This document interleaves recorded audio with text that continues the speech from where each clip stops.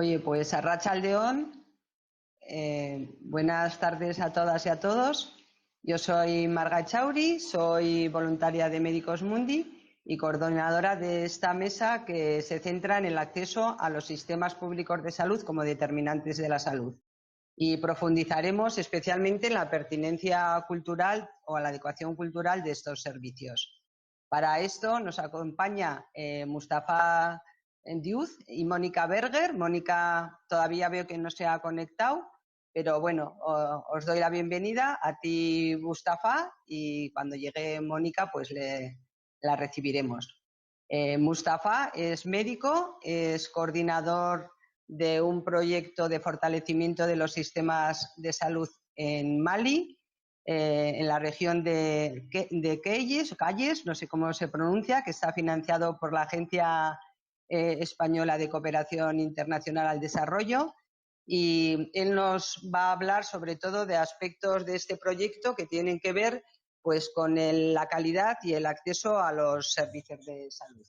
Y después, en una segunda intervención, si logra conectarse, pues nos hablará Mónica, que es antropóloga médica, investigadora en la Universidad del Valle de Guatemala, que nos hablará más de lo que es la pertinencia, la adecuación de los servicios de salud. Pues si te parece, Mustafa, comenzamos. Muy bien. Buenas tardes. Como nos ha introducido la moderadora, soy Mustafa Diouf, soy médico y coordinador de un convenio AECID de Médicos Mundi, FAME por ESMA General en Mali. Nuestra experiencia en Mali es la que quiero compartir con vosotros, haciendo hincapié sobre todo en lo relativo a la cultura, la ética y la participación de las mujeres, cómo impactan el acceso a los servicios sanitarios. Y vamos a ver cómo compartir la presentación. Si nos sale.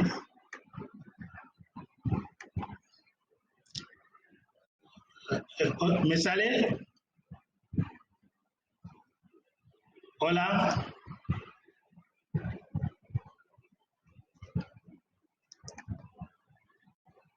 ¿No veis la presentación?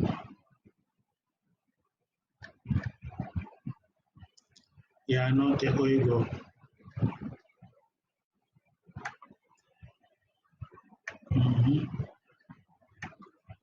Así lo hice. Y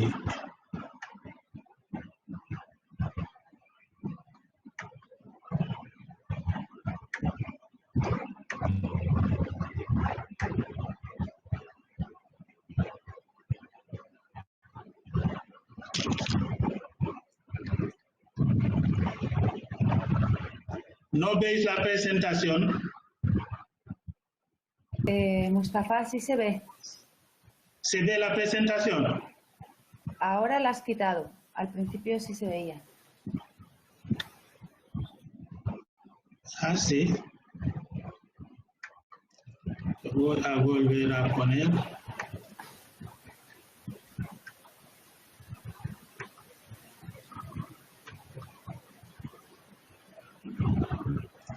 Ahora.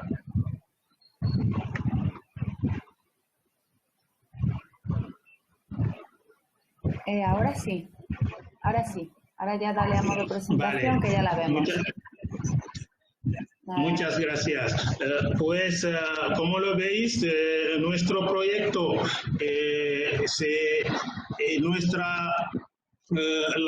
proyecto tiene un componente que es una promoción de la utilización de los servicios sanitarios mediante una formación profesional adaptada a la cultura y un enfoque de participación comunitaria, sobre todo la participación de las mujeres.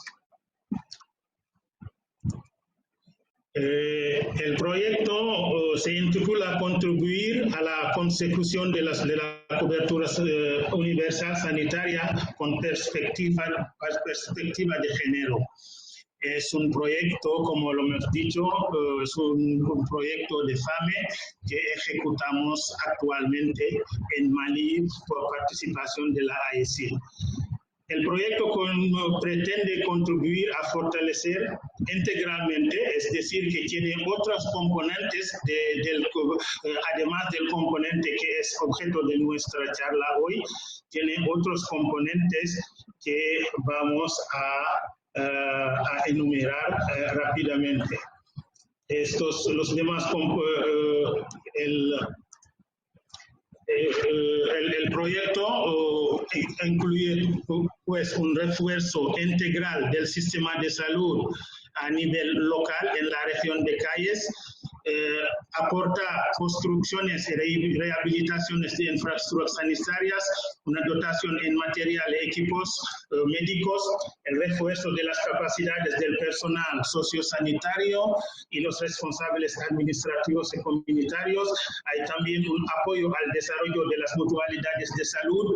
Hay otro componente de dinamización de las agrupaciones femeninas, que es importante en la parte que vamos a desarrollar.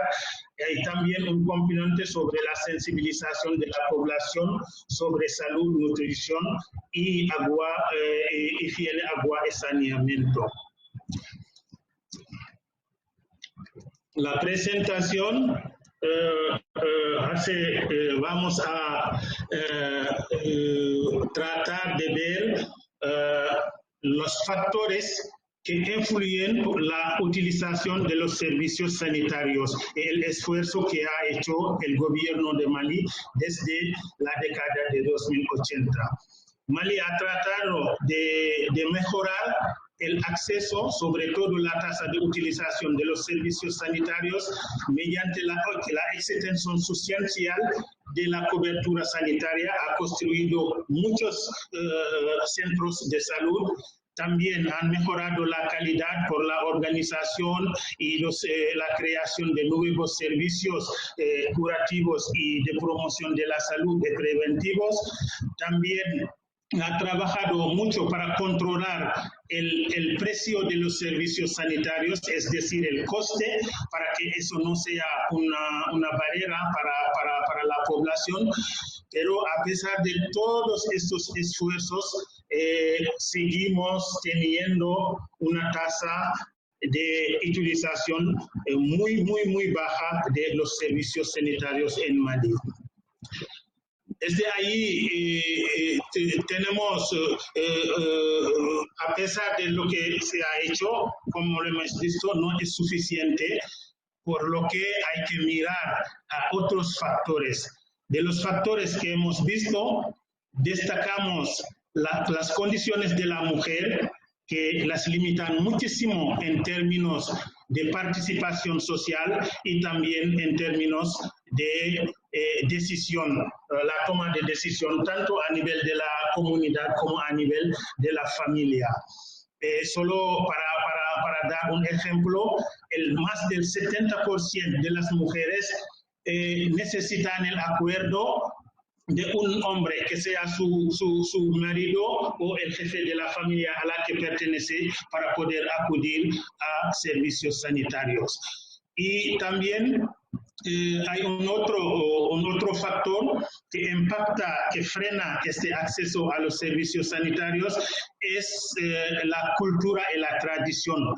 Por ejemplo, la percepción cultural que la población tiene hacia los servicios sanitarios también es un freno. En general, como lo hemos dicho, a nivel cultural se piensa que las epidemias son efectos de mala suerte o ofensa contra los genios que protegen la aldea. También hay gente que piensa que la gravedad de las enfermedades se atribuye a magos, a diablos, a algunas especies de pájaros o se debe, es una venganza, una venganza contra la violación de las costumbres por algunas fuerzas misteriosas. Y con estas creencias, seguro que las personas que tienen estas creencias culturales no van a acudir a los servicios sanitarios para resolver sus problemas de salud. También eso nos va también a dar esta clasificación que tenemos en Mali para la inmensa mayoría de la población, sobre todo la población en zonas rurales. Eso es la clasificación por orden de los recursos a un tratamiento. Las personas acuden primero a la utilización a nivel de la familia, a la utilización de hojas, raíces, cortezas de árboles o hierbas. En la segunda plaza encontramos lo que llamamos aquí charlatantes o marabús. Son gente que pretenden tener poderes que pueden utilizar para tratar varias enfermedades. El otro recurso, el tercero, son las practicantes tradicionales que corresponden a la medicina natural. En la cuarta tenemos la automedicación, que son medicamentos en la mayoría de los casos falsos que se venden en la calle, y también hay gente que recurre a eso en la cuarta plaza. En la el último recurso, como lo vemos, son los servicios sanitarios de la medicina moderna. Y por otras razones socioculturales también, por la falta de formación en ética, tenemos también la inmensa mayoría de los prestadores de servicios sanitarios en el país no suelen tener en cuenta las necesidades, las demandas, las expectativas y las dificultades de sus pacientes. En muchos casos, el trato reservado a los pacientes que acuden a estos servicios se caracteriza por la dejadez, el falta de respeto, la negligencia y también con las consecuencias que acompañan a estas prácticas nefastas. Y por eso también tenemos un dato muy significativo en encuestas publicadas en este tema. El 27% de la población justifica la escasa frecuencia de los servicios de las entidades sanitarias por el mal comportamiento el maltrato del personal sanitario respecto a los pacientes. Como lo hemos visto tanto, hemos visto que hay muchos esfuerzos que ha hecho el gobierno, tanto en la cobertura sanitaria, en la calidad de los servicios sanitarios, en el coste de estos servicios sanitarios, pero eso no ha servido en mucho para mejorar el indicador, como lo hemos visto.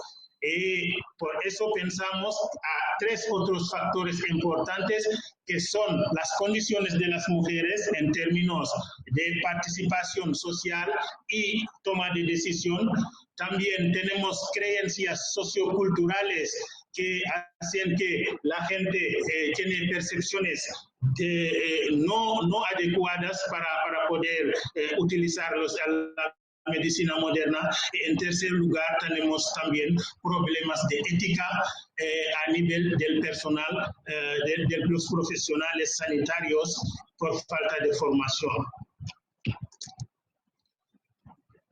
Perdona.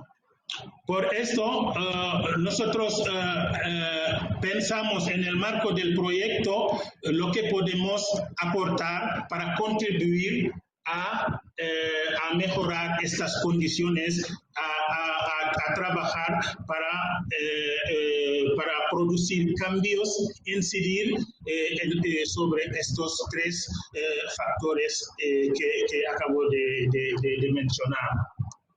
Por eso, hemos programado sobre todo el trabajo se aglutina a nivel del principal instituto de formación en ciencias de la salud de Mali, que tiene su sede en Bamako, pero está representado en las grandes ciudades del país.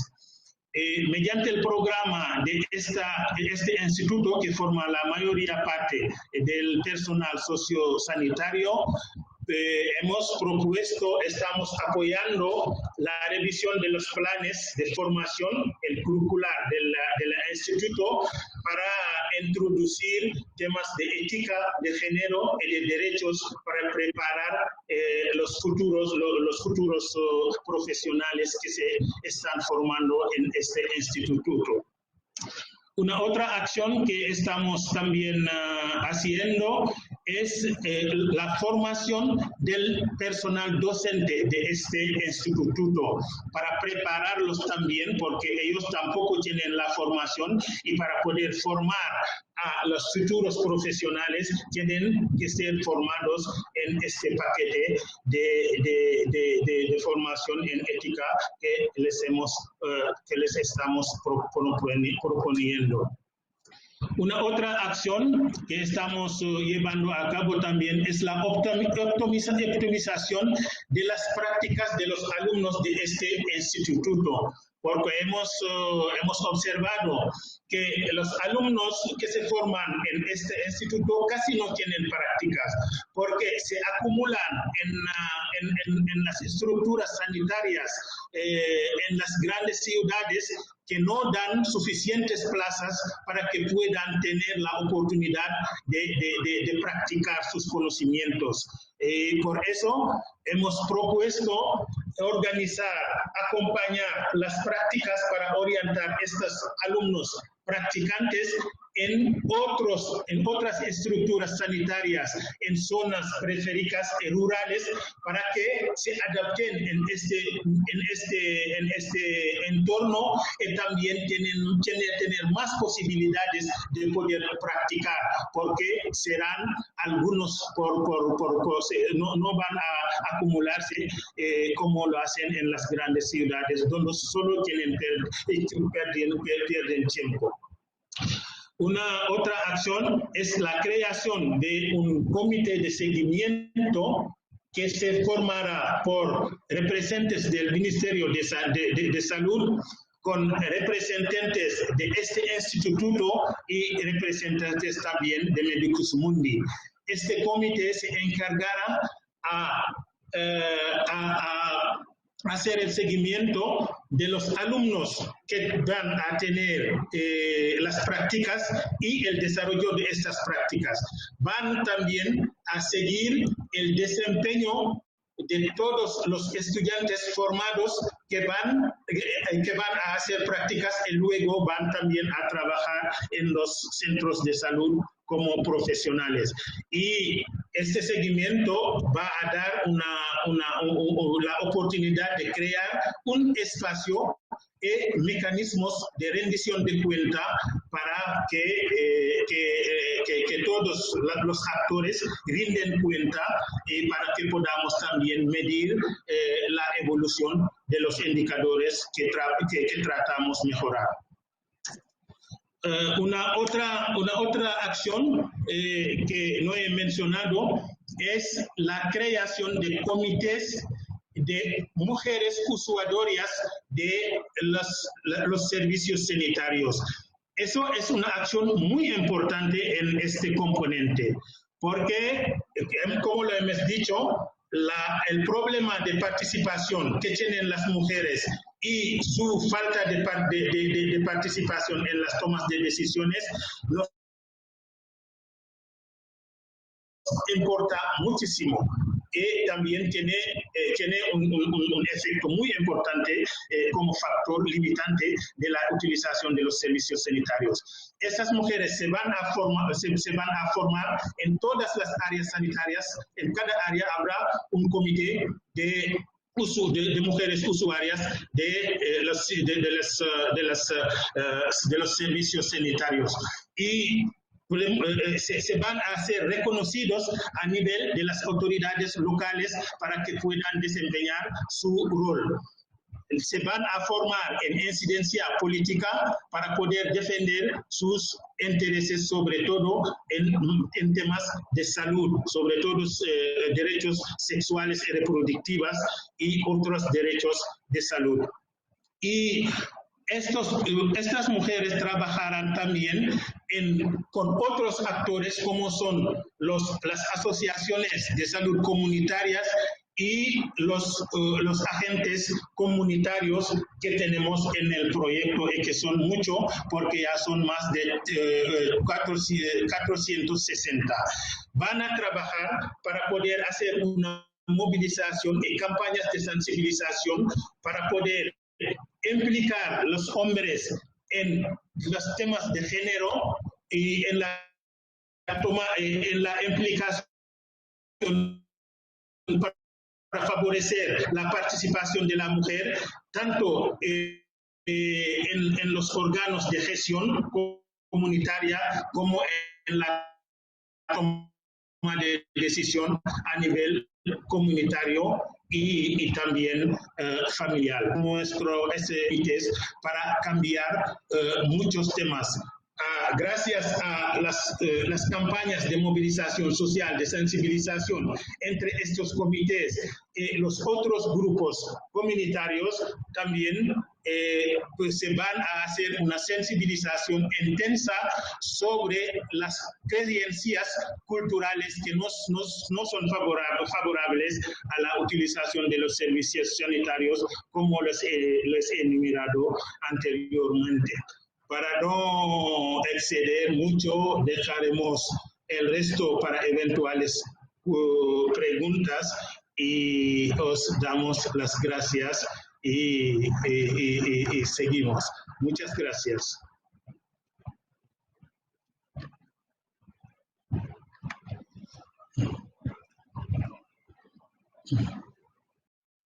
Bien. Gracias, Mustafa, por tu exposición. Yo creo que no ha llegado todavía Mónica y si os parece igual abrimos primero una ronda de preguntas para Mustafa y le damos un poco de tiempo a ver si se conecta, ¿vale?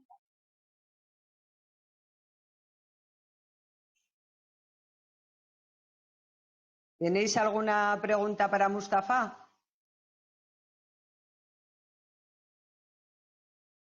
Vale, pues igual te pregunto yo, Mustafa, yo de lo que te entiendo, valoráis como muy importante el trabajo de formación en pedagogía y en ética de los profesionales de los servicios de salud, también como una manera de entender mejor las vivencias, las experiencias, los significados que las personas dan a su enfermedad. ¿Pero hay en África o en vuestra zona alguna organización especial de la medicina tradicional o no? Perdona, Marga, ¿me escuchas? Sí. Tenemos a Mónica. Ajá. ¿Quieres dejar la pregunta para luego y dar paso a Mónica? O... Pues sí, si está así, si os parece, lo dejamos y luego lo retomamos. Abro micrófono para Mónica. Vale. Mónica, buenas tardes, buenos días ahí en Guatemala. ¿Qué tal estás? Buenas tardes y buenos días. Estamos aquí en la región subtropical de la jungla del Petén. Hoy en el calendario maya es el día 7 Quiej o 7 Venado y vengo de una ceremonia maya con mis colegas del consejo corriendo, así que me alegro de haber llegado a tiempo. Espero que la señal sea suficiente para que podamos dialogar y ya veo mi pantalla aquí, entonces voy a ponerla completa y si quieren pues empezamos de una vez. Vale, antes no les he comentado, no te he terminado de presentar, si te parece les presento, ¿no? Eres antropóloga médica, investigadora en la Universidad del Valle de Guatemala y bueno, pues tú misma nos dices de qué nos vas a hablar, ¿te parece? Bienvenida. Claro. Gracias, es un gusto estar aquí. Yo quería hablar un poquito de cómo la pertinencia cultural en la prestación de servicios de salud actúa como un determinante del acceso a la salud, que es muy importante. Entonces, vamos a hablar un poquito de este contexto de sociedades plurales y diversas. Afinar algunos conceptos que necesito que todos entendamos cómo yo lo manejo para que pueda compartir mejor las ideas. Hablar de 5 dimensiones del acceso a la salud, de un par de casos de estudio para comprender esta importancia de la pertinencia cultural en la prestación de servicios y terminar con una pequeña discusión de qué rol hay desde la academia, desde la docencia, en esta necesidad de cambio de paradigmas hacia una medicina que tienda a ser más pertinente para diversas culturas. Entonces empiezo compartiendo algo que ya sabemos todos. Estamos en un mundo extremadamente complejo, interconectado, donde ya no hay una monocultura dominante, sea que están ustedes en Europa por los temas de su propia variación etnolingüística, pero también por todas las migraciones a nivel global que enfrentamos, y en países como Guatemala, donde tenemos una diversidad heredada, es histórica, es nuestra naturaleza, tenemos una complejidad de idiomas, culturas, cosmovisiones, epistemologías, creencias, y eso es con lo que se enfrentan los servicios de salud.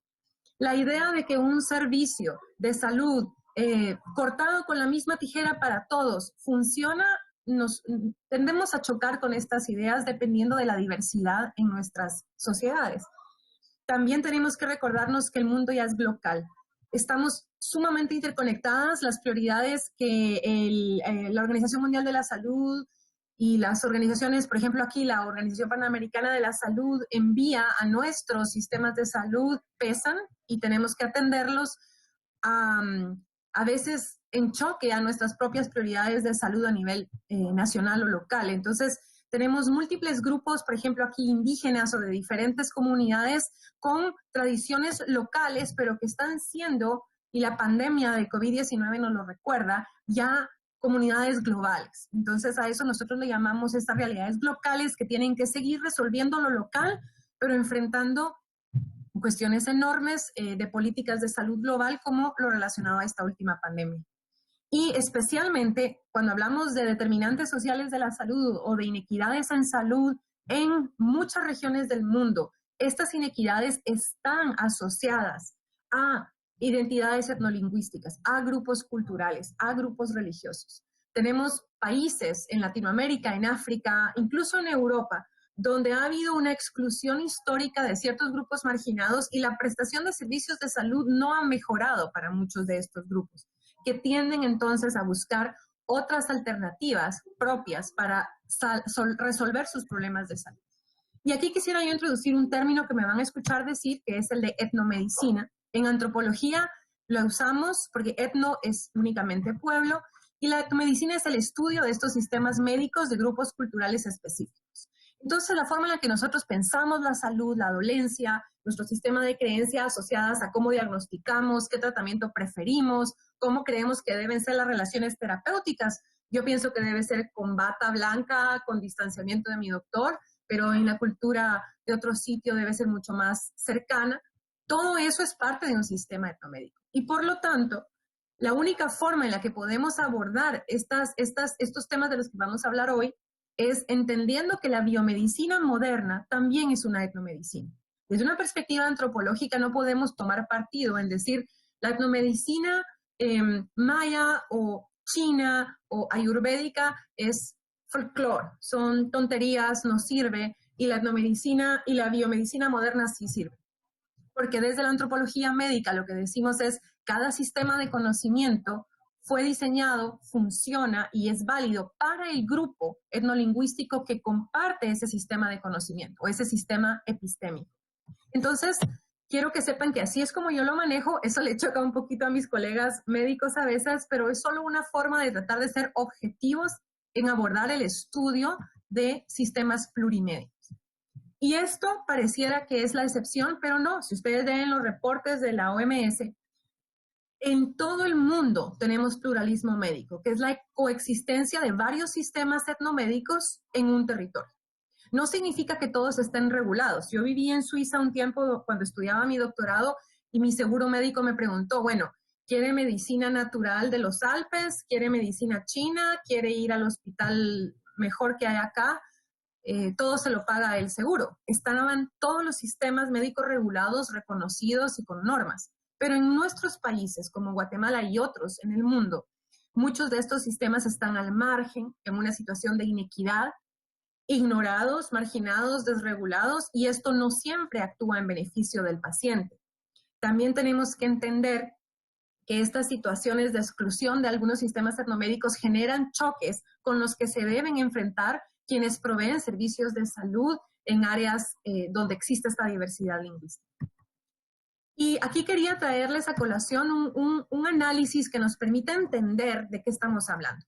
Cuando nosotros abordamos los estudios de salud pública, generalmente ustedes van a encontrar que los estudios son sobre políticas públicas en salud, qué instituciones dan servicios, las organizaciones, los procesos, las normas de atención.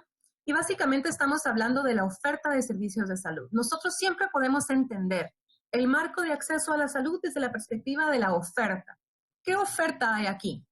Bueno, hay farmacias, hay hospitales, prácticas privadas, la práctica pública, hay terapeutas tradicionales y podemos hacer muchos estudios para entender qué acceso podría tener la gente según la oferta.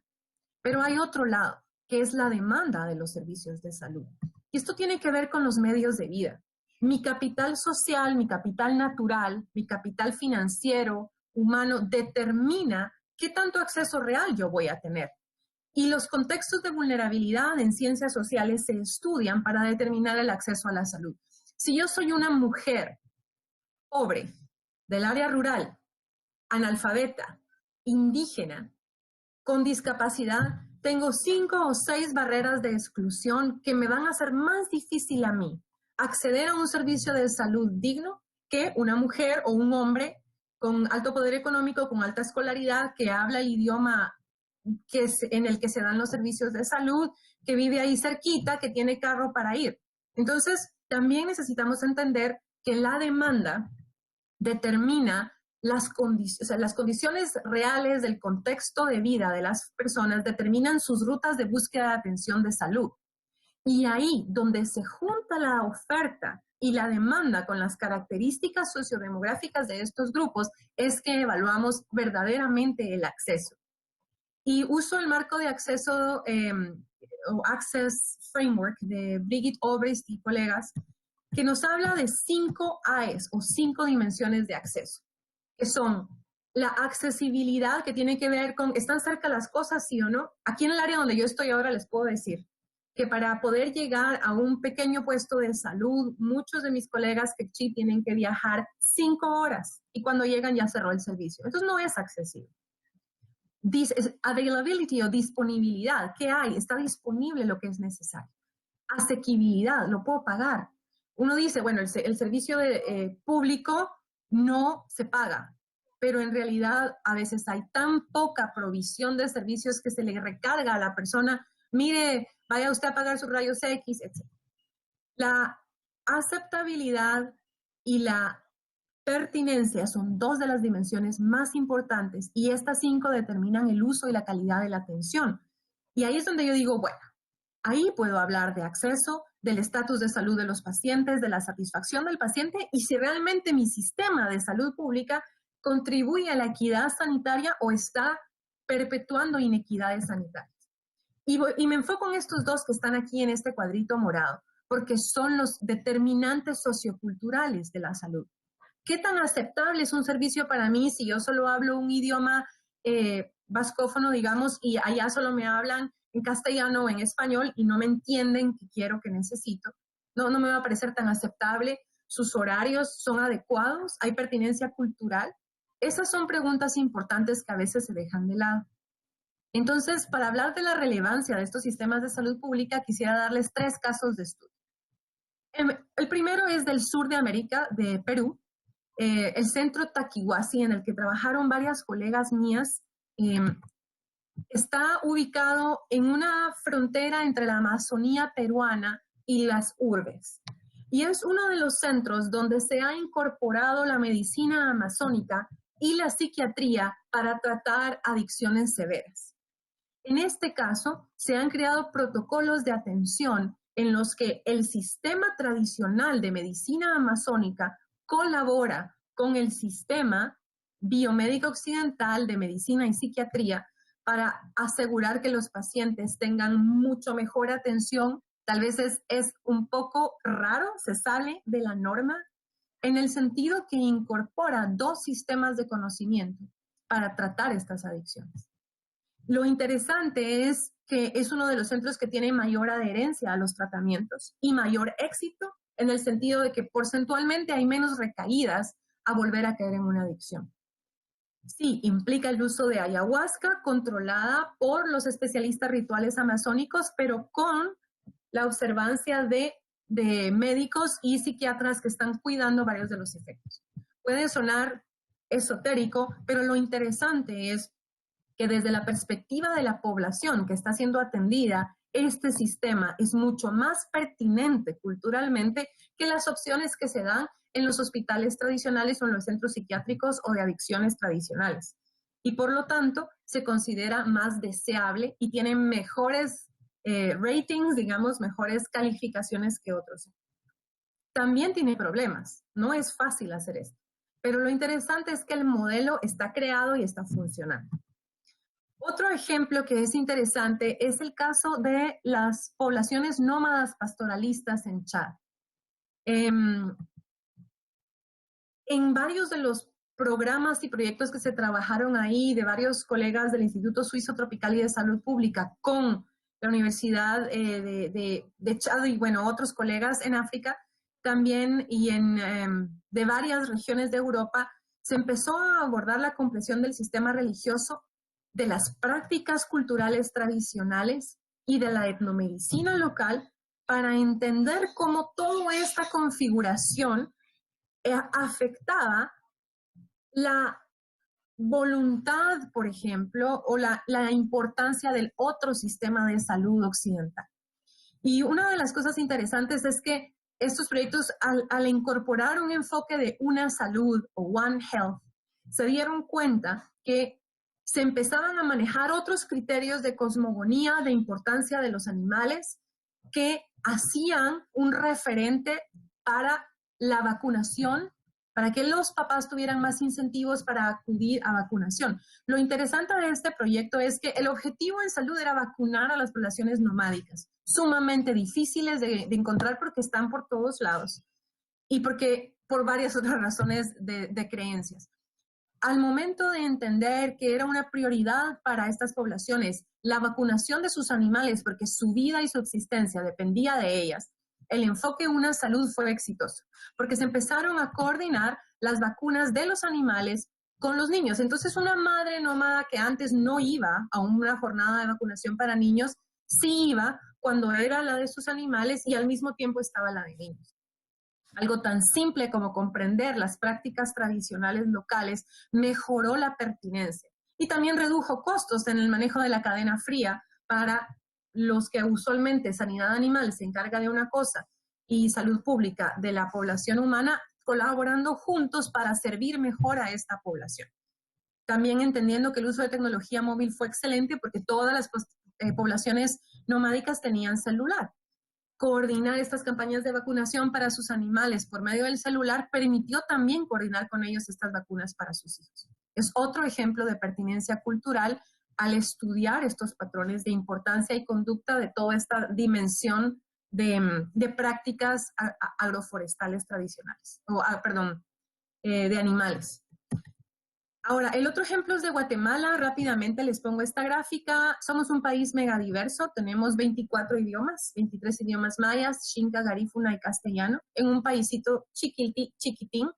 Y por lo tanto, siempre hemos tenido que enfrentar un pluralismo médico enorme.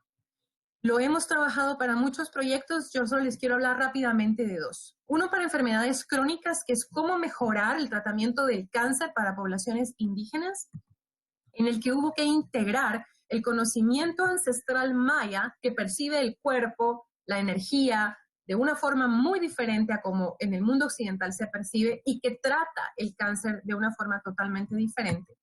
Y el otro ejemplo es de enfermedades zoonóticas, especialmente brucelosis y leptospirosis, en esta región donde yo estoy ahora en Petén, donde teníamos que entender qué estaba circulando en la población humana y animal, que es zoonosis, desarrollar un sistema de vigilancia sindrómica comunitaria que tuviera pertinencia cultural para población con muy baja escolaridad, con muchos, digamos, formas extremas de concebir el entorno y transformar esto en acciones para el desarrollo.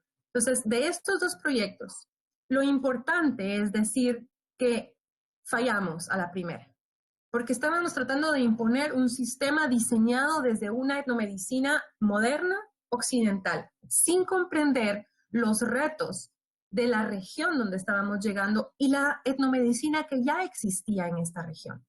Aquí, por decirles algo, solo para desarrollar este pequeño archivo, que era un folleto que se pegaba en las casas para contarle a la gente cómo llamar para pedir ayuda si está enfermo, tocó investigar todos los síndromes culturales que las poblaciones reconocían. Nos dice el epidemiólogo, yo quiero que pregunten por fiebre. Ajá, espérame tantito. ¿Cómo se dice fiebre en quechí? 12 términos: fiebre fría, fiebre caliente, fiebre de la cabeza, fiebre del estómago, fiebre con temblor, fiebre con diarrea.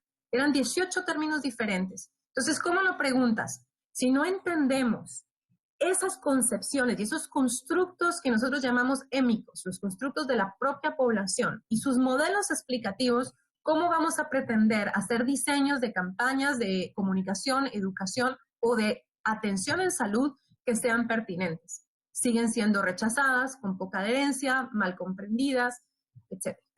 Entonces, al final de cuentas, quizá lo más importante de todo esto es decirles que hay que romper el paradigma. Aquí en Guatemala, en Latinoamérica y en muchos de los lugares donde yo he trabajado, los biomédicos, los médicos, las enfermeras, los salubristas trabajan por su cuenta y si hay una coexistencia de otros sistemas médicos, la ignoran, se considera una tontería, se trata mal. Y aquí en Guatemala, que es un país muy racista, a los médicos mayas no se les pone atención y se les excluye. Lo que hicimos fue empezar a propiciar estos diálogos en los que una misma paciente enferma era diagnosticada tanto por un médico occidental, como está aquí en la foto el doctor Alexis, y del lado derecho el tata Carlos Icó, que está diagnosticando a la abuela con sus métodos tradicionales. Al final de cuentas, ¿qué es lo que queríamos? Propiciar un aprendizaje mutuo y discutir cómo mejoramos la provisión de servicios de salud para esta población. Porque claro, esta señora que ustedes ven en la foto tenía brucelosis y leptospirosis. ¿Y cómo supimos? Porque se le hizo un diagnóstico, un PCR. Y entonces viene Alexis y le dice, mire, usted se tiene que poner estos 2 antibióticos, pero uno es intravenoso, se tiene que ir al hospital un mes, porque no se puede regresar a su casa. Tienen que cuidar que usted se lo pone intravenoso, bla, bla, bla. Y la señora dice, no, su casa está a 6 horas del hospital más cercano. No, no me voy a ir porque me voy a morir. ¿Y qué dice el médico maya tradicional? Le dice, mire, nana, usted además de que tiene una enfermedad en su sangre que es muy delicada, usted tiene anemia y tiene una infección urinaria. Y eso lo determinó él con una técnica muy antigua que se llama pulsar la sangre, algo que Alexis en ese momento no pudo diagnosticar y que resultó siendo cierto. Y le dice, mire, nana, yo le voy a dar plantas medicinales, primero para curarle su infección urinaria y que no esté tan molesta. Segundo, para ponerla un poco más fuerte, porque si se va con esa anemia al hospital, sí se va a ir a morir. Y tercero, le voy a llamar su espíritu de vuelta, porque usted tuvo un susto que la debilitó y por eso le entró esta enfermedad en su sangre. Esta bacteria que dice el doctor Alexis le entró porque usted estaba muy débil. Es como nosotros diríamos, su sistema inmune está muy débil. Entonces, ¿qué hizo la abuela? Llegó a un compromiso y dijo, está bien, abuelo, que es Agilonel, médico tradicional quechí, llámeme mi espíritu, con mi espíritu ya fuerte adentro de mí, deme las plantas y en 15 días me voy al hospital. Y así se hizo. La colaboración entre 2 sistemas médicos mejoró la comprensión y la atención al paciente. Y gracias a eso hemos podido entender ahora en la práctica médica local que si bien tenemos formas diferentes de concebir el cuerpo, y mientras que el otro es más un sistema energético, podemos encontrar cómo estos principios ancestrales en estas etnomedicinas, en estos sistemas médicos plurales, son importantes de entender, de atender y en la medida de lo posible, de poderlas incorporar o cuando menos respetar. Entonces, para terminar, que no creo que ya me pasé del tiempo, ¿qué marco de análisis nos sirve a nosotros? ¿Y cuál es el rol que tenemos? ¿Qué enfoques vamos a usar y con quiénes vamos a trabajar? Ya vimos este marco de acceso a la salud. Yo le agregaría algo. Es mentira que todas las instituciones son iguales. Hay jerarquías. Aquí y en Ubuntu hay jerarquías. Hay quienes tienen sistemas etnomédicos que tienen más poder y por lo tanto tienden a tener actitudes colonialistas que ya están siendo cuestionadas en el sur global. No sé si ustedes en España han escuchado de las epistemologías del sur, pero aquí, en toda Latinoamérica, hay un gran movimiento de soberanía sanitaria donde se empiezan a cuestionar estos paradigmas y estos modelos, donde diferentes jerarquías interfieren en la provisión de servicios pertinentes y por lo tanto se deben abordar para equilibrar estas diferentes, digamos, desigualdades e inequidades en salud. Tiene que ver con qué tanto podemos hablar. Si yo no tengo poder en esta sociedad para decir qué quiero, tengo que aguantarme con lo que me ofrezcan en salud. Pero no voy a ir o no me voy a pegar al tratamiento o no me voy a querer poner la vacuna de COVID-19 o lo que sea. Entonces, esta parte lo que nos recuerda es que mientras hayan diferenciales de poder y mala comunicación entre sistemas etnomédicos, no vamos a tener un sistema con pertinencia cultural en salud y por lo tanto no vamos a tener este acceso a la salud. Yo agregaría aquí una A. Y esta A le llamo yo agencia, la capacidad de un pueblo de autodeterminar sus propias preferencias. Y en ese sentido, aquí en Guatemala, yo digo, ¿sabe un médico occidental que es un ajij acomanel? ¿O que es un ajkum, maestro herbalista y que saben más de 1000 plantas? ¿Saben la diferencia entre una nana Ahrura Winek, que es una gastroenteróloga natural, o una nana que es Ajoyonel, que trabaja solo con niños como un pediatra? ¿Entendemos el valor que tiene una nana que es Ajiyom, mal llamada comadrona? Es algo que nos hace falta entender para que nuestros sistemas etnomédicos puedan llegar a aportar a nuestro propio sistema de salud pública para mejorar los servicios de salud. Entonces nosotros hablamos de qué nos toca en la academia. Nos toca investigar para el desarrollo. Nos toca hacer investigación aplicada a la salud, porque al entender estos diferentes sistemas etnomédicos y estos diferentes procesos culturales, entonces entendemos cómo debe de afianzarse, mejorarse, alterarse las normas de atención en salud. Aquí en Guatemala tenemos normas de atención del primer y segundo nivel que tienen un listado de 40 plantas aceptadas para que los pueblos trabajen. Eso es ilógico. Cuando nosotros entendemos la riqueza y la profundidad en un sistema de salud que tiene carencias grandes, ¿por qué no estamos aprovechando de mejor forma estas otras etnomedicinas que pueden hacer el sistema de salud más pertinente? Al final de cuentas tenemos que hablar de nuevos currículos educativos, de una formación profesional ampliada. No podemos culpar a un médico de no tener pertenencia cultural si nadie en su currículum de estudios le enseñó ni siquiera el concepto de pertinencia cultural. ¿Cómo se va a poner a pensar, a cuestionar la forma en la que fue formado si no se le han dado otras alternativas?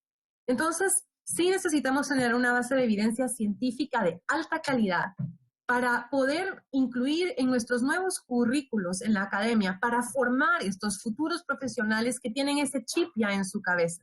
De lo contrario, no podemos crear una comunidad de práctica que está siendo un agente de cambio dentro de los servicios de salud, que ya tiene entendido que si no trabajamos aceptabilidad y pertinencia cultural en esas 5 dimensiones del acceso, podremos tener un muy buen sistema de salud que de todas formas no va a ser usado por alguna parte de nuestra población o que no va a generar satisfacción. Creo que no me queda tiempo de hablar mucho de esta diapositiva, pero lo que quiero hablar aquí únicamente es, ya estamos en una época global donde nos cuestionan de todo. A mí me han llamado neocolonialista, y eso que trabajo con un paradigma transdisciplinario de mucho respeto con los pueblos indígenas. ¿Por qué?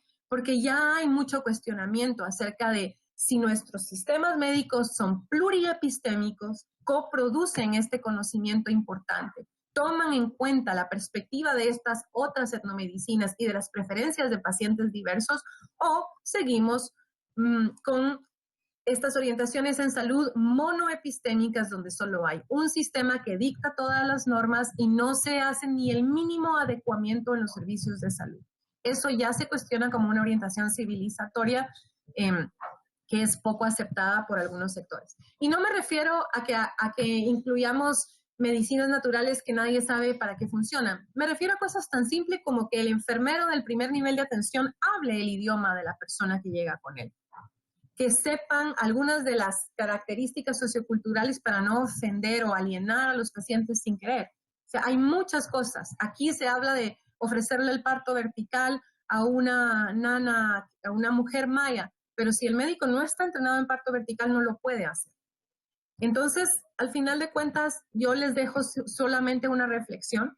Todos somos etnocentristas por naturaleza. Etno es pueblo, centrismo es que desde ahí mido todo el resto del mundo. En esta foto, ustedes me dirán, ¡ay, un científico, Einstein! Y si yo les pongo en esta foto, tal vez me dicen, es un viejito, aquí en Guatemala es sumamente racista, y me dicen, ¡ay, un indio! ¡Ay, va, pues un anciano! Cuando en realidad los dos son grandes científicos en sus sistemas epistémicos. El abuelo de aquí de la derecha es un gran médico que tenía más de 2.500 plantas en su haber para medicinas. Entonces, no hay sistemas de conocimientos superiores. No hay etnomedicinas intrínsecamente buenas o malas. Simplemente hay variedad y necesitamos entender que hay un gran diálogo cultural que debemos de tener. Son discusiones incómodas dentro del sistema de salud que hay que tener para poder hablar de mejorar la pertinencia en el acceso a la salud. Desde la academia, entonces, para cerrar, necesitamos desarrollar esta humildad cultural, que digo yo que es lo que más cuesta, como una precondición para que haya aprendizaje mutuo entre etnomedicinas y podamos así construir nuevos modelos de atención en salud que sean más pertinentes, más aceptados, más asequibles, etc. Gracias a todos por su atención y si quieren pasamos a las preguntas.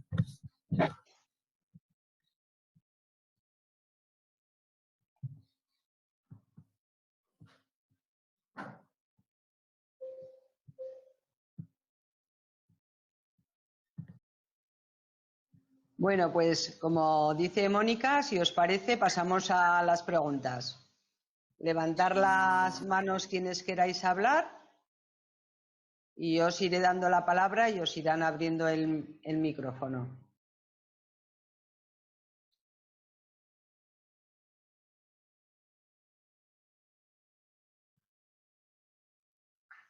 La palabra para Carlos y Mustafa después. Carlos, tienes el micrófono apagado. Abajo tienes el icono del micrófono. Si lo pulsas se te abrirá. Perfecto. Te lo has vuelto a cerrar. Yo soy así. Hola, buenas tardes y muchas gracias. La verdad es que han sido muy interesantes las dos presentaciones. Yo básicamente quería hablar de un par de cosas que creo que han comentado tanto Mónica y Mustafa, donde creo que el mayor problema es el que las personas que sean moderadas en este asunto, en el que piensen que se pueden convivir los dos o distintos modelos de salud, tenemos el problema de que a los extremos no les gusta. No les gusta que haya gente moderada que piense que lo otro es bueno, ¿no? Y esto me ha pasado en ambas direcciones, por ejemplo, ¿no? Tanto yo creo que, por ejemplo, el poder del modelo biomédico occidental está muy institucionalizado, pero el poder de la medicina tradicional también está muy institucionalizada en la comunidad. Y es a veces muy difícil, digamos, luchar contra esos conflictos que hay, ¿no? Sobre todo, y quiero introducir otra cosa, es un tema también a veces económico.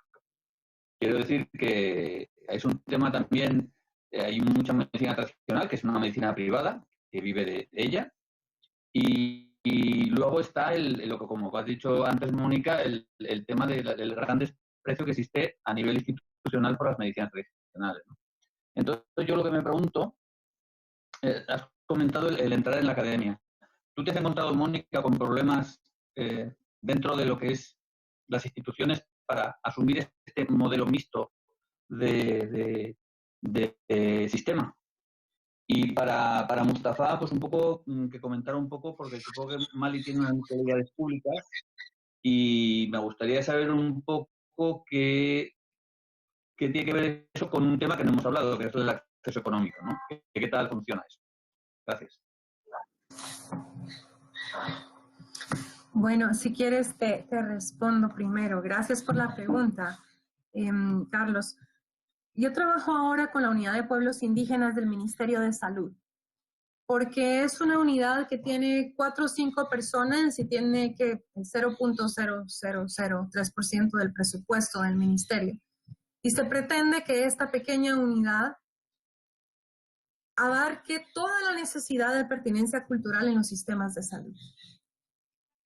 Es triste decirlo, pero por más trabajo que hace la doctora Marcela, que es fenomenal con su equipo, esto es tapar el sol con un dedo. Entonces sí, te entiendo que no, aquí tenemos la característica que cada cambio de gobierno es un cambio de política pública.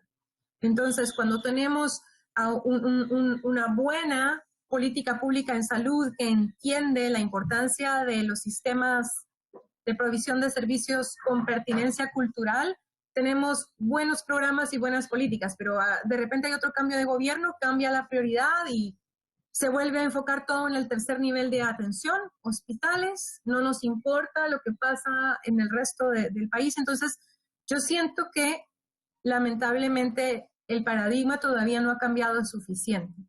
Todavía estamos en ese concepto hegemónico heredado de una medicina colonial, al menos aquí en Latinoamérica, en muchas partes del mundo, de hecho, donde está bien no preguntar, donde está bien llegar a imponer y donde no hay un diálogo. Pero tienes razón en que no hay que idealizar la medicina tradicional, porque es una medicina que también es cerrada y que ha tenido que ser cerrada porque ha sido perseguida.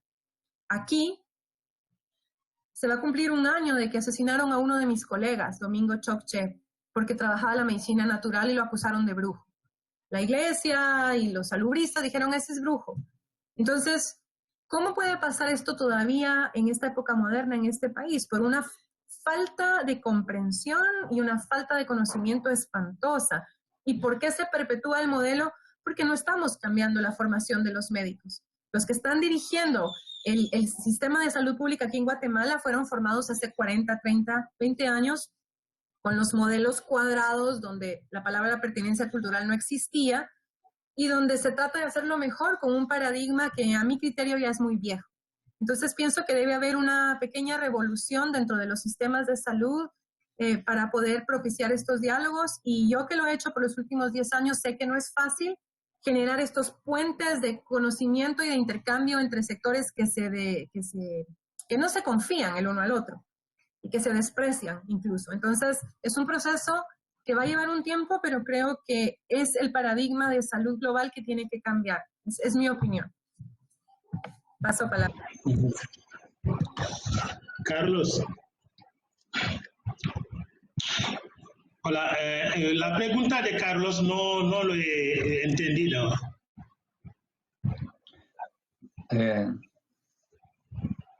Básicamente, Mustafa, no hemos hablado de la accesibilidad económica, que es importante también en que la gente vaya o no pueda entrar en un sistema, ¿no?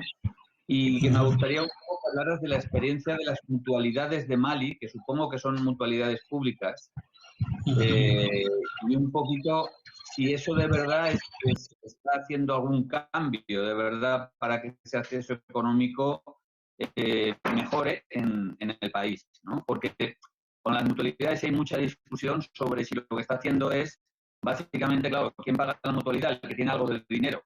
Y entonces, ¿qué pasa con los más empobrecidos, ¿no? Y me gustaría un poco que comentaras eso, si está cambiando algo y si y si digamos a lo mejor es un proceso para luego ser más equitativos, a lo mejor puede generar incluso inequidades entre los más pobres y los que tienen un salario y pueden pagar una mutualidad.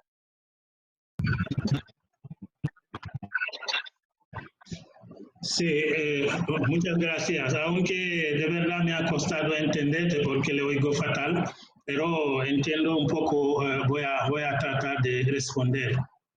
El tema del coste de los servicios sanitarios lo hemos abordado solo para hacer una introducción, para demostrar que hay otros factores que importan al lado de la calidad, la accesibilidad física y también el coste.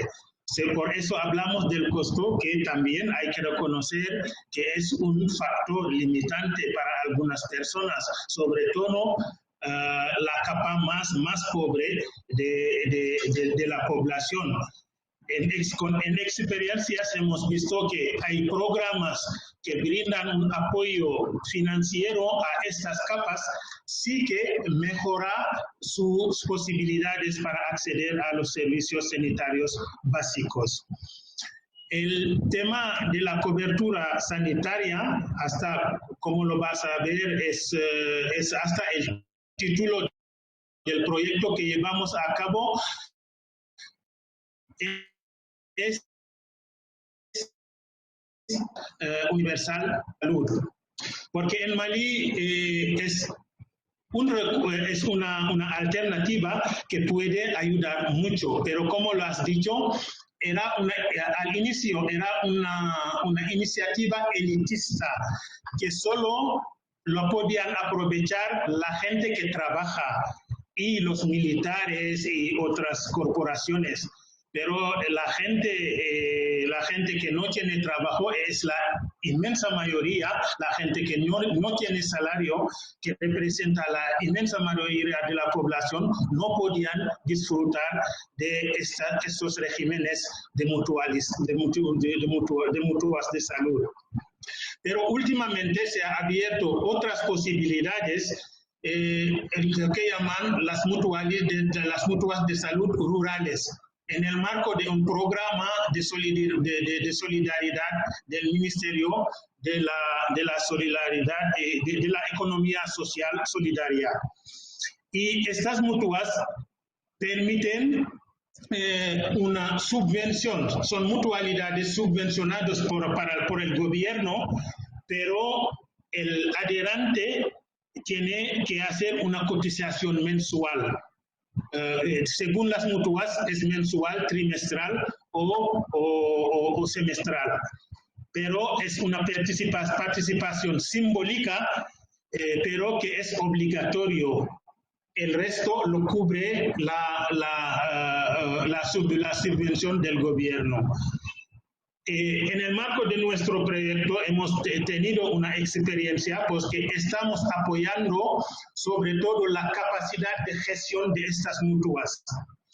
Y lo que hemos notado, lo que llevamos del proyecto 1 año y medio, hemos visto en la zona de nuestra intervención a nivel rural, periférica o suburbana, hemos visto que se han duplicado de verdad la cobertura de la población, porque hemos empezado a nivel de la región de CAI, teníamos 29.000, pero ahora ya estamos en 50.000, 58.000, lo que llevamos de 1 año y medio siguiendo este indicador y apoyando a las mutualidades de salud.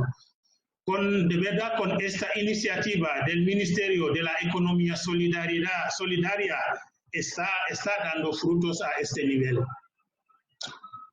Para lo que también dijo respecto al paradigma o ¿cómo le voy a llamar? El hecho de seguir en todas las condiciones la medicina moderna también es algo que no compartimos, porque es una oportunidad también para responder a la pregunta de Marga sobre la medicina tradicional. aquí está muy bien organizada y el gobierno también lo está apoyando. En la farmacia aquí puedes encontrar medicamentos tradicionales, lo que llamamos aquí la farmacopea. Porque los practicantes tradicionales que llamamos tradipraticiens aquí tienen una federación que que el gobierno está controlando para poder organizar un poco el sector. Lo que sí que hace daño es lo que he subrayado, son las creencias culturales que hasta no aceptan la medicina natural tradicional. Esto sí que es el problema. Y los medicamentos de la calle también en la automedicación.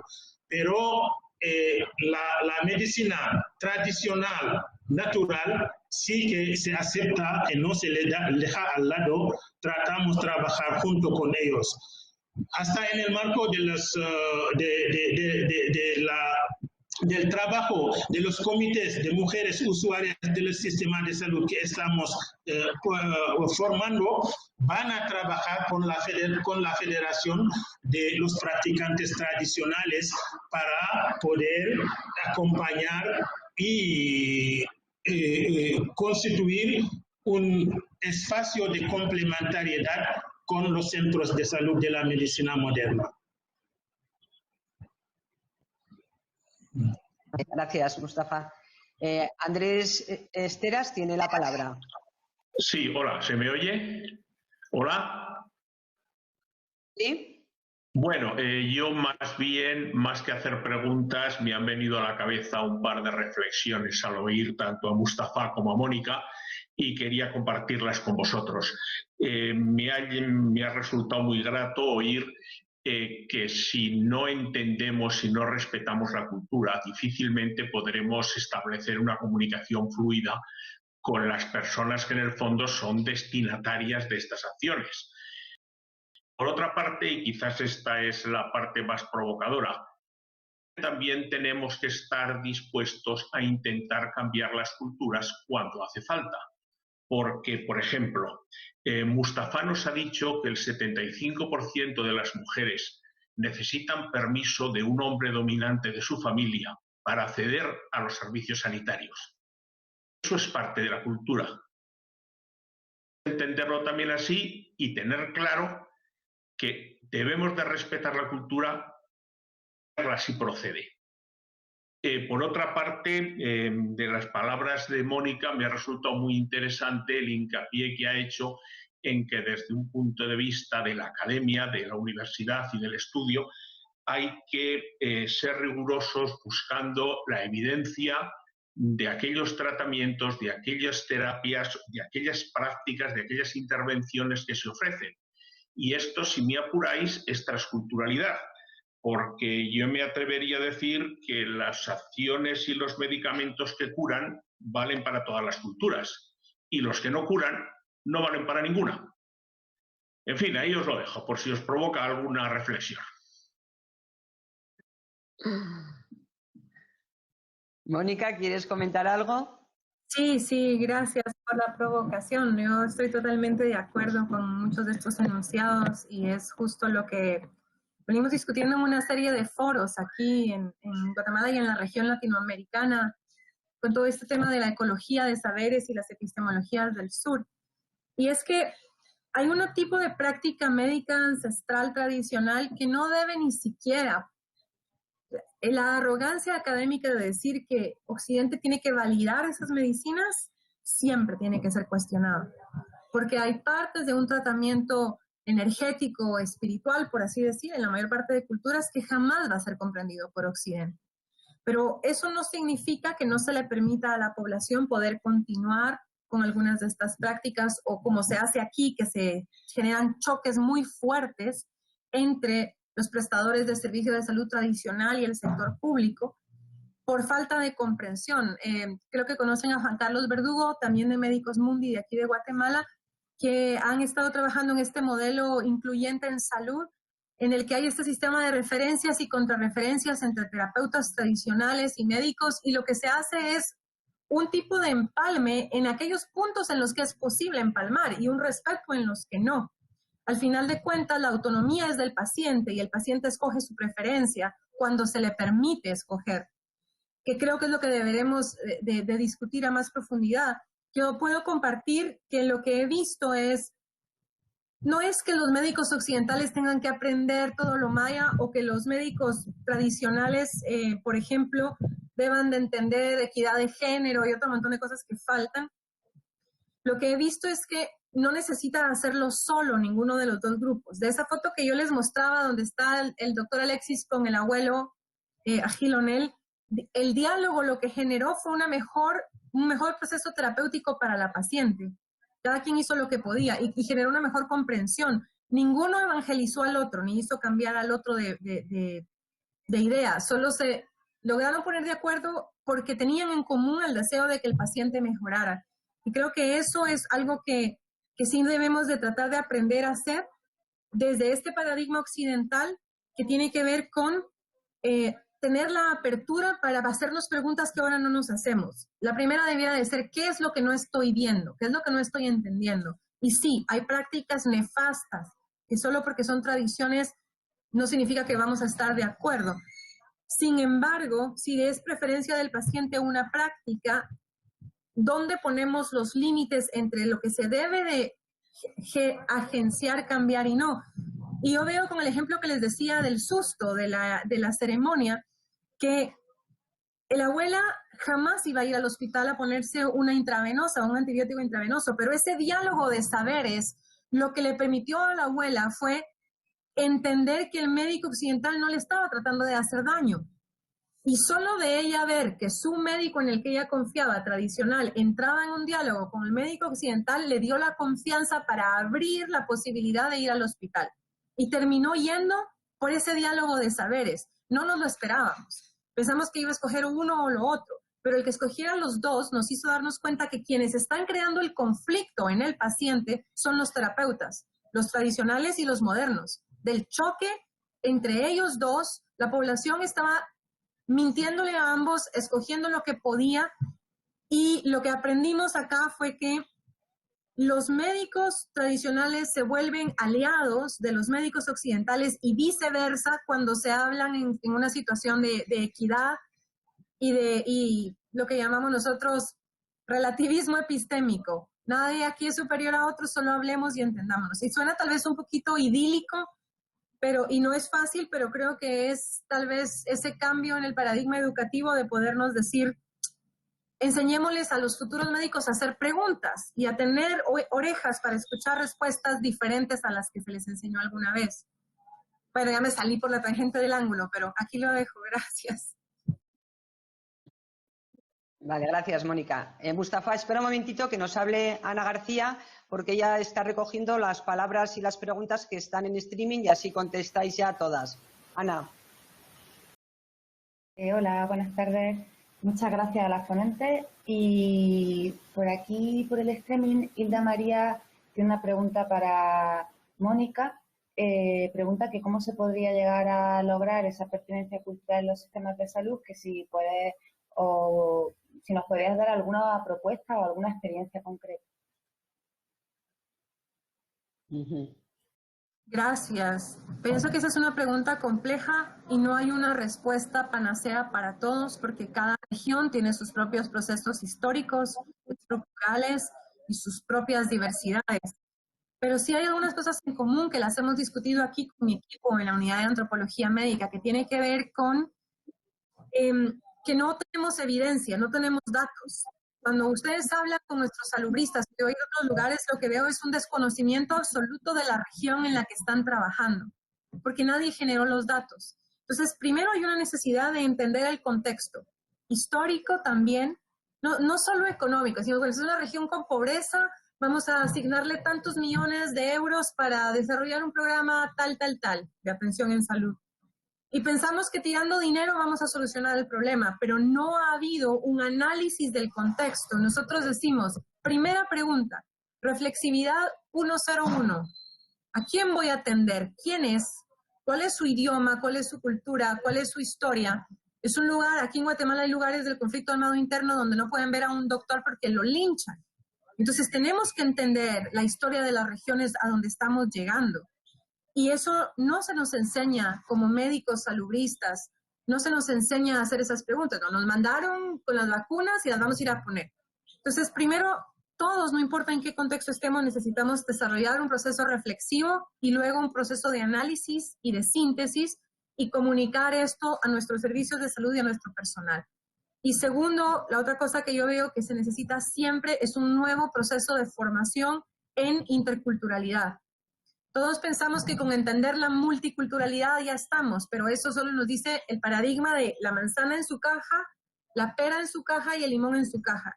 Eso no es interculturalidad. Entonces yo pienso que estuve investigando modelos de atención intercultural en el mundo y casi no hay programas de formación.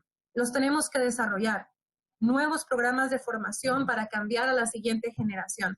Y eso implica que tenemos que, perdón que voy a sonar cruel, pero yo a veces digo, tenemos que dejar que se mueran todos los viejitos que están en el Ministerio de Salud que no quieren cambiar. Pero no tiene que ver con la edad, tiene que ver con el paradigma bajo el cual fuimos criados. Y a veces decimos, hay que entender que algunas cosas no van a cambiar en 5 años ni en 10, pero que hay que formar y encontrar los aliados que ya creen en este paradigma y hay que formar a las nuevas generaciones de salubristas que sí están, que van a poder efectuar los cambios en la política pública y en la asignación presupuestaria para poder implementar estos paradigmas de pertinencia.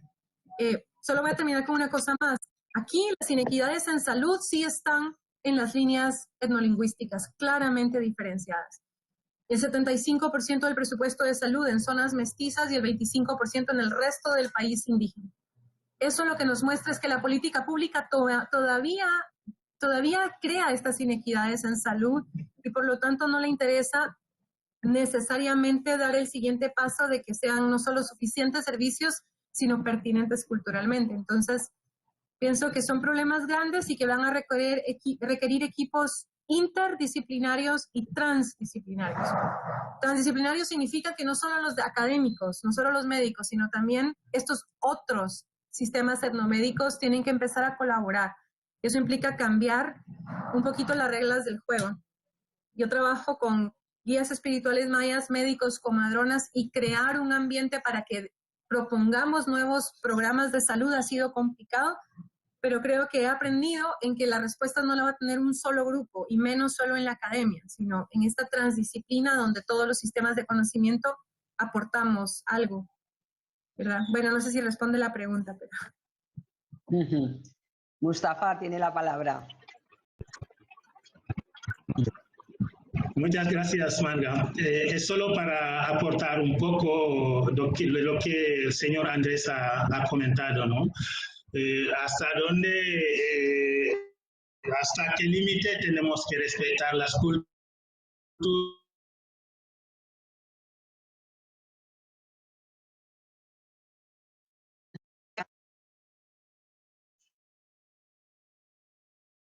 Mustafa, no se te oye.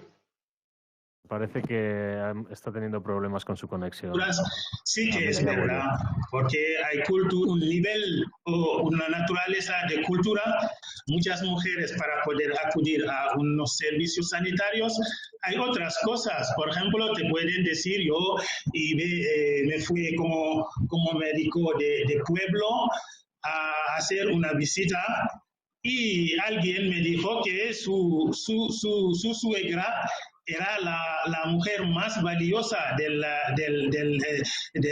aldea, porque ha dado dos veces luces, pero en todos sus embarazos nunca ha visto un médico hasta el parto. Y eso es una calidad que da hasta un reconocimiento social para una mujer, ¿no? Esto sí es uno de los factores que explican por qué tenemos en algunos sitios tan altas tasas de mortalidad materna o infantil. Estos tipos de culturas sí que hay que cambiarlos, pero de una manera muy, muy paulatina, Como solo tenía 20 minutos para presentar, creo que Marga has dado más tiempo a Mónica, estoy enfadado. Pero en nuestro proyecto tenemos un componente de género y derechos de la mujer, que todos los grupos que participan en el proyecto, que sean de profesionales de la salud, mutualistas, agrupaciones de mujeres o asociaciones de jóvenes a nivel comunitario, hasta autoridades políticos locales, todos están incluidos en este programa de formación en género y derechos de la mujer.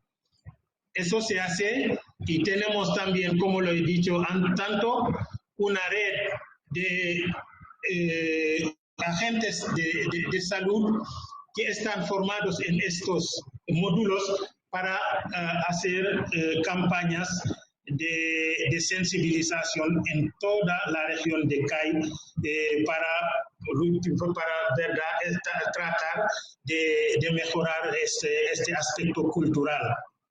Porque en Mali el problema, de verdad aquí, como lo comentaba Marga, no tienen problemas de lengua ni de diversidad cultural en el aspecto de la salud. Porque aquí todo el mundo habla bambara correctamente, es el idioma de comunicación, y en temas de culturas también son muy flexibles, y en los profesionales de la salud hay todos los grupos étnicos están representados. Por eso no tienen problema en ese sentido. Pero en las condiciones de la mujer sí que queda mucho por hacer, y lo tenemos muy en cuenta en nuestro proyecto. Gracias, Mustafa. Andrés tiene de nuevo la palabra. Sí, gracias. Muchas gracias a los dos porque las respuestas han sido muy interesantes.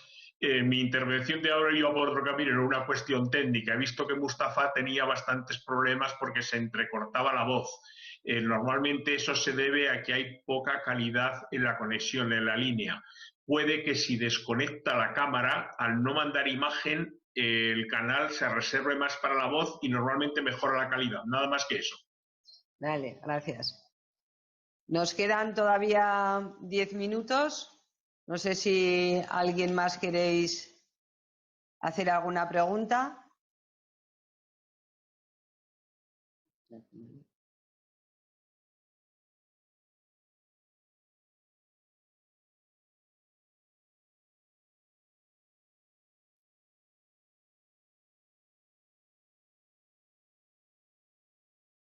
No sé, me había parecido que alguien había levantado la mano, pero luego no veo.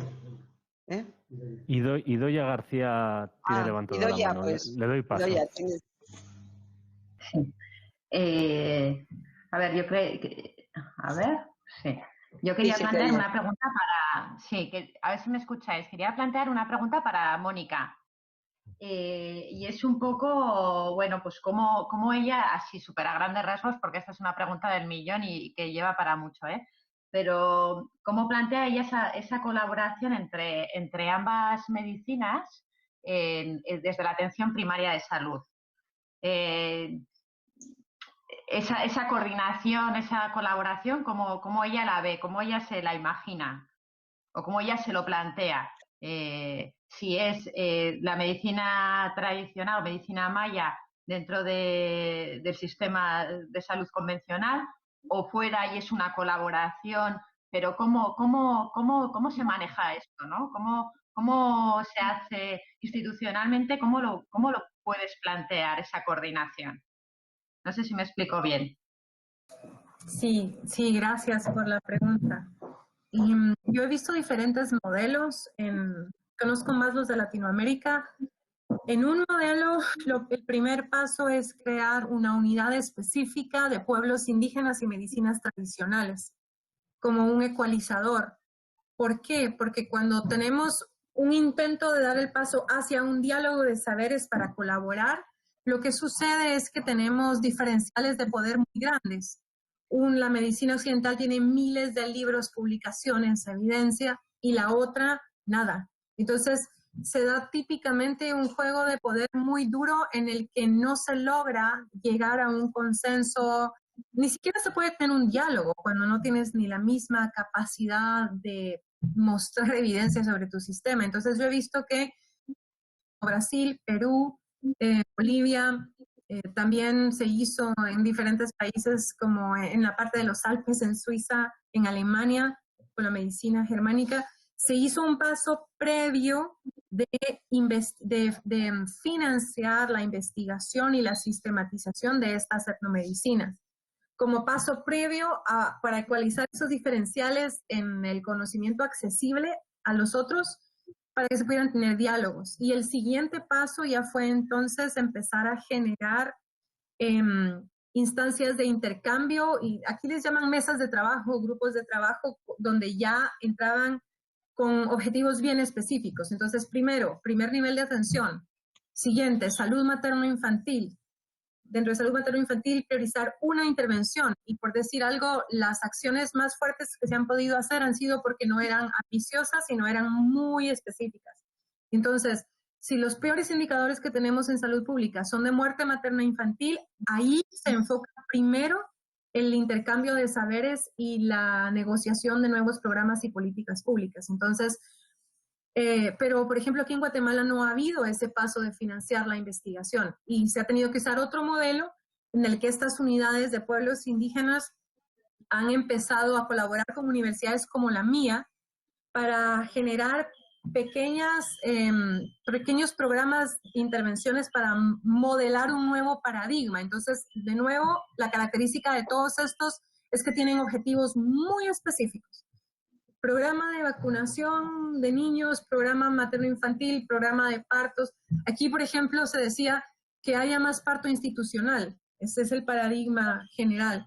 Pero en la negociación con estas comadronas y abuelos, en diálogos de saberes, cambiaron las prioridades al darse cuenta que ese era un paso que venía después. Primero, había que trabajar con las abuelas comadronas en sus ámbitos, quizá ayudándoles a, digamos, se le llama profesionalización, pero no es un término que a mí me guste, pero sí es como trasladar algunas capacidades para reducir índices de contaminación, etcétera, identificar señales de riesgo para que no remitan todos los partos al hospital, sino solo los de alto riesgo, y se les permita seguir con su práctica, etcétera, etcétera. Han habido muchos procesos, unos sirven, otros no, pero ha sido este diálogo de saberes en el que se han podido crear los programas interculturales. El programa de parto vertical ha tardado años en desarrollarse y son muy pocas los centros, los sistemas, las regiones que lo pueden implementar porque tienen a su personal entrenado y respetan que las comadronas hagan el parto vertical, por ejemplo. Entonces, la adecuación de los servicios de salud que no tienen las condiciones para que las comadronas puedan entrar y acompañar el parto. Esas son pequeñas negociaciones que se han hecho de estos encuentros de saberes. Entonces, en resumen, para mí son 3 cosas esenciales que tienen que hacerse en cualquier región del mundo.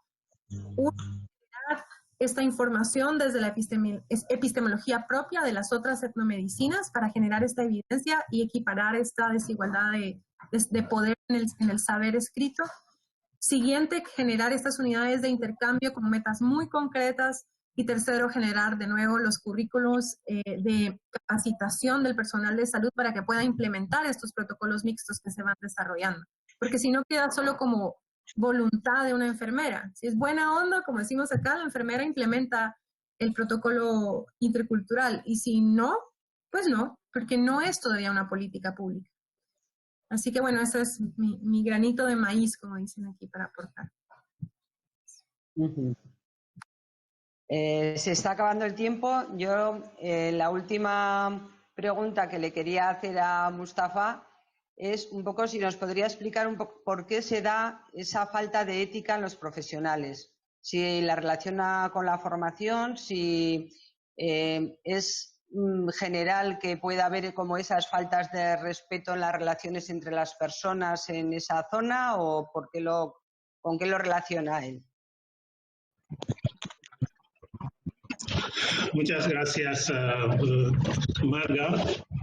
La falta de ética, como le he dicho, se debe primero a la falta de formación, porque como Mónica lo ha dicho, la formación de los profesionales de salud no tiene en cuenta este aspecto. Solo te dan el aspecto científico, técnico, pero a nivel de lo humano, todo lo que es ético o deontología no suelen hacer hincapié en esto. Y las personas no tienen la preparación primero. Pero segundo, también hay un otro aspecto que es esta diferencia que llamamos chulería de las personas que tienen una formación, ¿no? Y sobre todo los médicos. Los médicos aquí se caracterizan por este carácter un poco chulo, que hace que no suelen tratar el resto de las personas con respeto. Eso es una realidad en África que conozco mejor. También el hecho de que no hay una rendición de cuenta, los pacientes no tienen dónde quejarse, y si se quejan no se escuchan. Todos estos factores es un caldo de cultivo que favorece estos comportamientos. Pero para mí, antes de todo, hay que pensar a la formación y luego pedir que la gente que rinde cuenta, que tengan disciplina. Pero primero es la formación. La formación. Vale, gracias, Mustafa. Veo que hay una última pregunta de Alex Llovera. Sí, yo quería hacer una pregunta a Mónica sobre, hemos estado hablando todo el rato sobre, digamos así, un sistema, digamos, de mezcla, vamos a decirlo así, ¿no?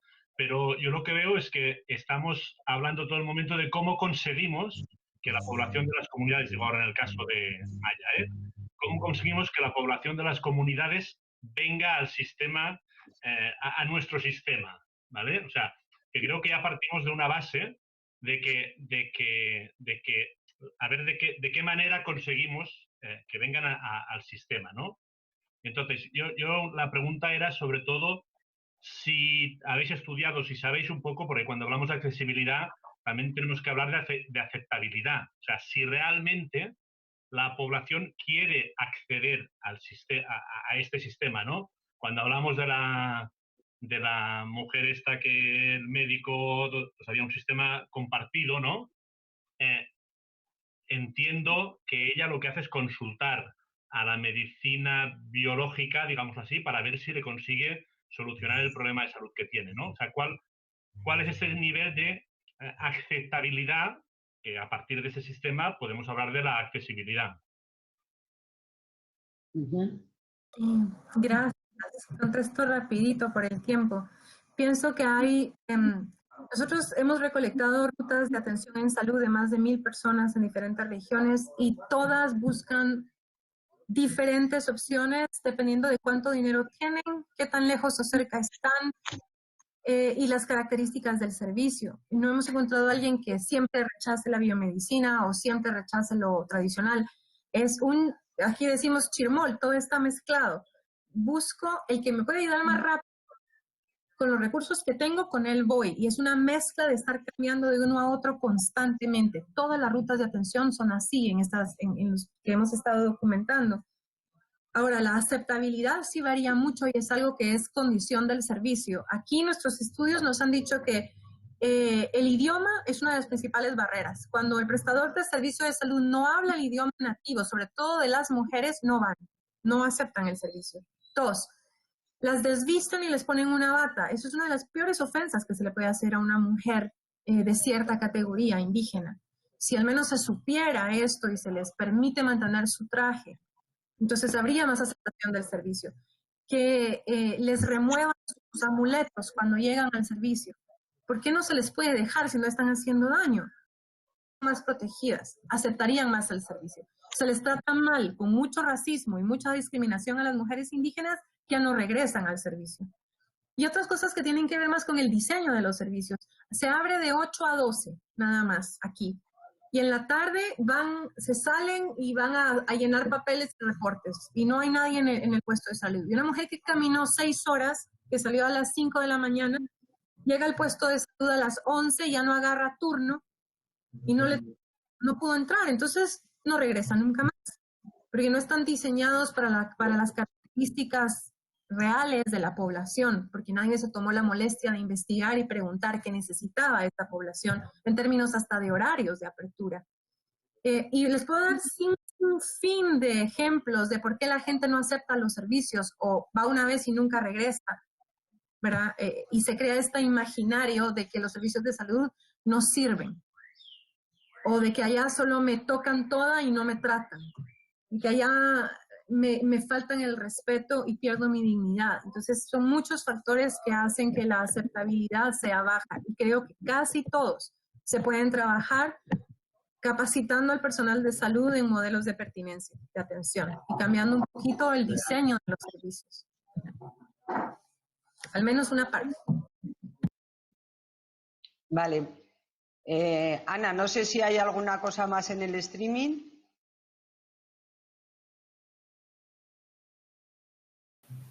No. No tenemos más preguntas por streaming.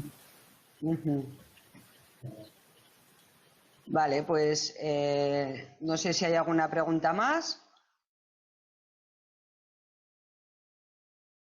Vale, pues damos por terminada la sesión de esta tarde. Daros las gracias a Mónica y a Mustafa especialmente, pero también a Ana y también al resto de participantes que habéis estado, que habéis preguntado. Nos vamos con más cosas conocidas y también, por lo menos yo, con muchas preguntas en la cabeza, que siempre es interesante llevarse de una sesión como esta. Gracias a todas y a todos.